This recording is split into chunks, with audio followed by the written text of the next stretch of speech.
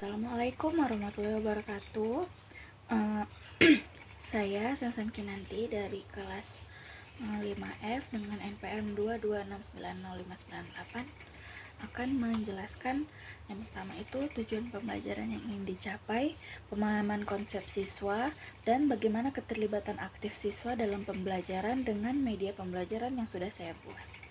Nah, media pembelajaran berupa diorama siklus air yang sudah saya buat ini mampu merangsang keterlibatan aktif siswa karena sifatnya yang interaktif dan menarik. Dengan diorama, siswa dapat melihat visualisasi nyata tentang proses siklus air yang meliputi penguapan, kondensasi, presipitasi, hingga aliran air kembali ke bumi. Hal ini membantu mereka memahami konsep abstrak secara konkret atau nyata dan menyenangkan. Selain itu, diorama ini memungkinkan siswa untuk berinteraksi langsung, baik dengan mengamati, menyentuh, atau bahkan memodifikasi bagian-bagiannya. Keterlibatan ini membuat mereka merasa terlibat dalam pembelajaran, bukan sekadar sebagai pendengar pasif. Proses belajar juga menjadi lebih kontekstual karena siswa dapat menghubungkan apa yang mereka lihat di diorama dengan fenomena alam yang mereka alami sehari-hari, seperti hujan atau kabut. Nah, lebih dari itu, jika siswa dilibatkan dalam pembuatan diorama, mereka akan terdorong untuk bekerja sama dalam kelompok, menggunakan kreativitas dan berpikir kritis untuk menyelesaikan tugas. Proses ini tidak hanya memperdalam pemahaman mereka tentang siklus air, tetapi juga mengasah keterampilan sosial dan kognitif.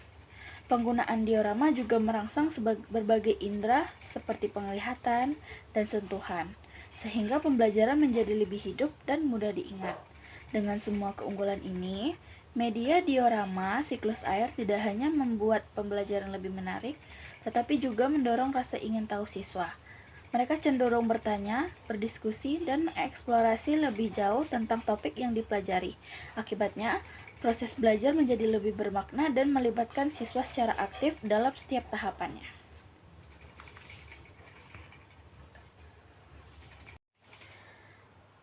Air di laut, danau, dan sungai akan mengalami penguapan karena terkena sinar matahari. Hal ini disebut dengan evaporasi. Nah, tumbuhan juga mengalami penguapan karena terkena sinar matahari. Hal ini disebut dengan transpirasi. Uap air dari permukaan bumi akan naik ke udara dan membentuk awan. Kumpulan uap air tersebut akan mengalami pengembunan menjadi titik-titik air. Nah, peristiwa ini kita sebut dengan kondensasi. Nah, selanjutnya, angin akan membawa awan menuju dataran tinggi. Selanjutnya, titik-titik air di awan akan turun sebagai hujan.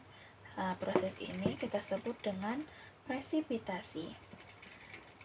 Selanjutnya, air yang sudah turun ke bumi itu akan mengalir ke dataran rendah dan menciptakan suatu siklus air yang berlangsung secara terus-menerus. Dengan hal ini, air tidak akan habis walaupun sering kita gunakan.